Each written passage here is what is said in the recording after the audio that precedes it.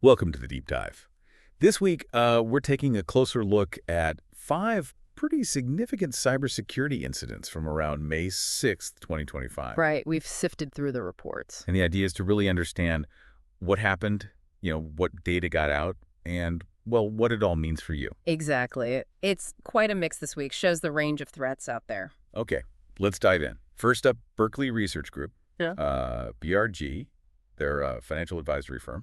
Yeah, and dealing with some incredibly sensitive stuff, Catholic Church bankruptcy filings linked to abuse cases. Oof. So what happened there? Well, they got hit, data compromised across multiple U.S. cities, and the way in was kind of insidious. How so? The attacker actually posed as an internal IT worker, but using Microsoft Teams. Wow, okay, so social engineering, basically. Pretty much, and that let them deploy chaos ransomware, so locking up systems, demanding payment. Right, ransomware.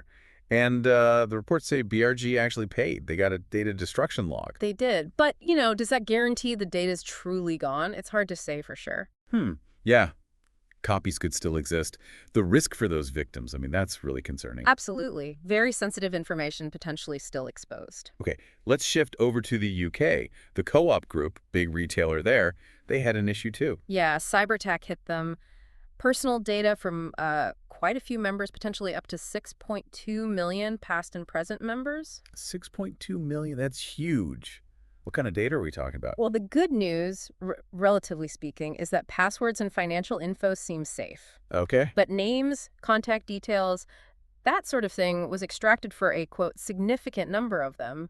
Still not great. No, definitely not. And it caused IT shutdowns too. That must have been disruptive. Oh, for sure. Retail operations are so dependent on IT. Investigations are ongoing there. Right. Now, something with maybe bigger ripples, TeleMessage, a secure communication provider. Yeah, this one's worrying. They provide services to U.S. federal agencies. Okay, and the breach.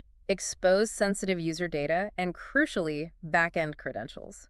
Think of those as like master keys to their systems. That sounds bad. Very bad. It is. It could give attackers really deep access. Customs and Border Protection actually suspended using TeleMessage because of this. Wow. And Senator Wyden's calling for a DOJ investigation. That tells you how serious this is considered. Definitely. Major national security implications are being raised here. Questions about vetting these providers. Okay, next one. SK Telecom in South Korea. Huge telecom company. Massive. And they disclosed a breach affecting SIM card info for about 23 million users. 23 million SIMs. What's the suspected cause? There's talk it might be linked to vulnerabilities in Ivanti VPN equipment. That's something the security world is looking at closely. And the big risk here is SIM swapping. Exactly. If attackers have that SIM info, they could potentially hijack your phone number. Think about two-factor codes sent via SMS. Yeah, that could bypass a lot of security. It's good they're offering free replacements, but still. It highlights that supply chain risk, A vulnerability in one piece of widely used tech can have huge knock-on effects. Okay, so we've got targeted attacks on specific organizations, but then there's this other monster story.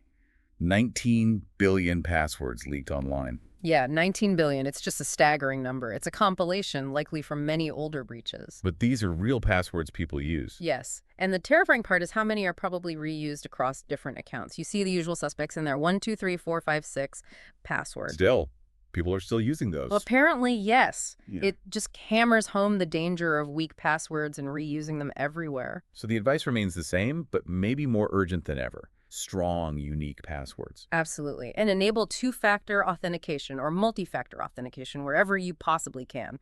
It adds that crucial extra layer. So wrapping this up, we saw attacks on finance, retail, government comms, telecoms, and this giant password dump. It's everywhere. Well, it really is. Different targets, different methods, but the common thread is sensitive data exposure, and that exposure has real-world consequences. That password leak especially feels like a universal reminder. Check your own habits. Couldn't agree more. Those basic security hygiene steps, strong, unique passwords, 2FA, they're not optional anymore. They're essential. It really makes you consider, well, just how linked everything is online. One weak point can cascade, affecting you in ways you might not even expect. Something to think about for sure. Definitely food for thought about your own digital footprint.